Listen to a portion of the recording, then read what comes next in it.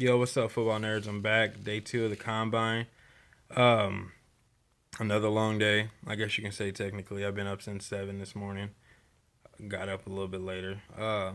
Definitely exciting. It was a good day. Skill position, the money day, the big dollar day for a lot of people on a lot of teams. Guys that are going in the first round, things like that. Um, Really, when you look at it, a lot of people's big board didn't lie. When it came to the skill positions today, there wasn't a lot of guys that helped or hurt themselves, put it that way. But in my personal opinion, Bryce Petty, I feel like he actually had a really good combine. Like numbers wise, they wasn't too flashy, but they were definitely his performance on the field was definitely worthwhile. It definitely helped out. In my opinion, I feel like it could pit him over Brett Hundley in a lot of cases for a lot of teams. Showed a really strong arm. He put together really well, built pretty nicely. So I'm excited to see how that's going to pan out for him and see if he actually can take that number three spot behind Mariota or Winston. But other than that, for the quarterbacks, it was what it was. I mean, you got a lot of guys that are probably going to be looking at fourth round grades, third round grades, things like that.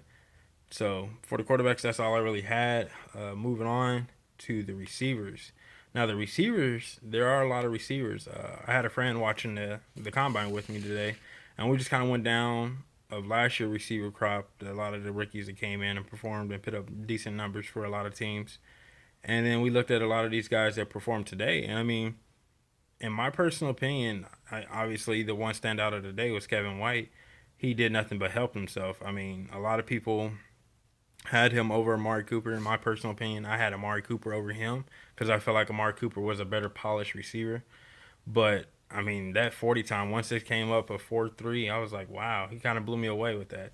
So that was actually really exciting. I still like Amari Cooper, but I feel like Kevin White won't make it out of the top five of the first round.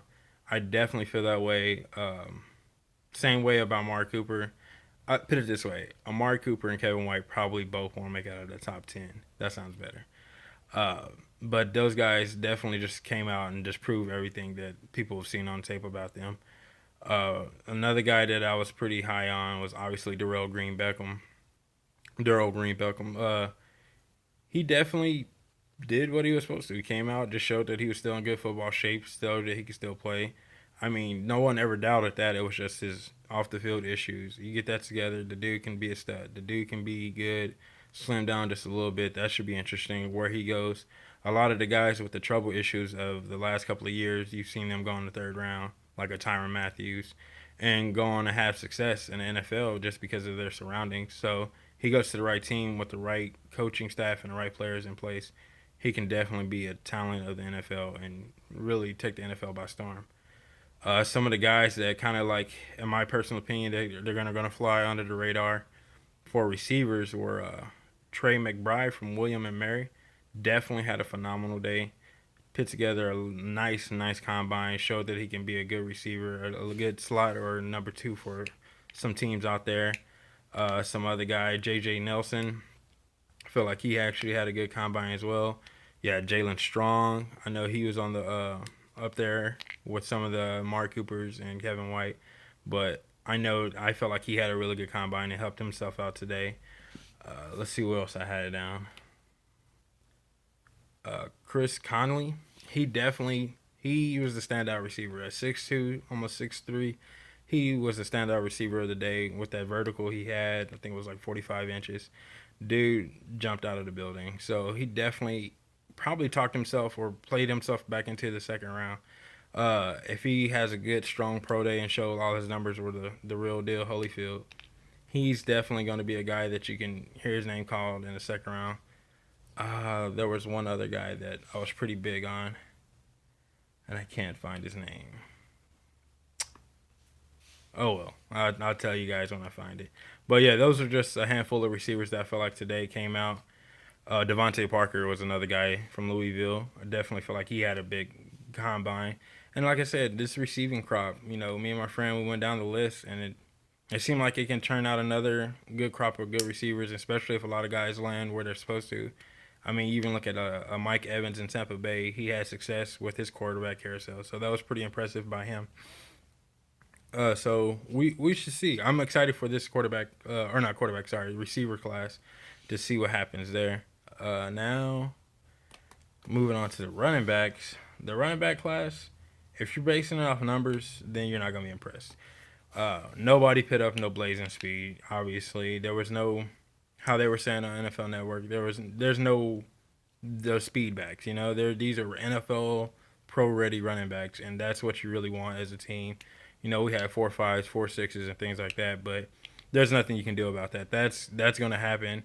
It's when you put the pads on. I mean, once you put the pads on, you get on the field and do your thing. Your combine numbers go away. They just go into a dumpster somewhere. Uh, a guy that kind of jumped out to me outside of the big guys or the big name guys was probably Gus Johnson. Um, I felt like he actually had a pretty okay combine, enough to get himself seen and known.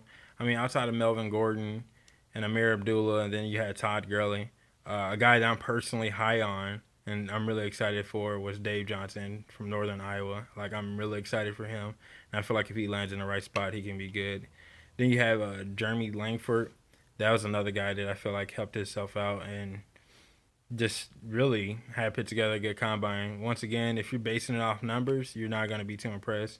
But if you're basing it off on the field drills and just the way they look and their feet fluent and if they are moving correctly, you know what I mean? Uh, you're definitely going to look at some of these guys. I think a lot of people are trying to push a running back into the first round. It might happen. I honestly might happen, and that's just because of quality at depth, other positions. You're gonna have the two quarterbacks come off the board. You might have three receivers come off the board in the first round. You might be looking at three tackles. So once you start to kind of break down the math, see what the D backs and the linebackers do, you might end up getting about a running back or two in the first round just because of based off of position depth and quality and can I get this guy versus can I get this guy in the first round or the second round kind of type deal. So it should be an interesting draft. It's really my take on the second day. I know it wasn't too in depth or too in detail, but as the weeks go on, leading up to the draft, I'm definitely going to start breaking down guys individually and also breaking down divisions. But thank you for watching. Uh, Hope you guys are up and ready for another day of the combine tomorrow for linebackers and D line. I know I am. I know I'm pumped. I know I'm excited. So, yeah, stay safe, football nerds. Also, check me out on Twitter. Finally got a Twitter account, Michael KBKC79. Yeah, and tweet me. Get some of you guys tweet into my videos and things like that. All right, stay safe.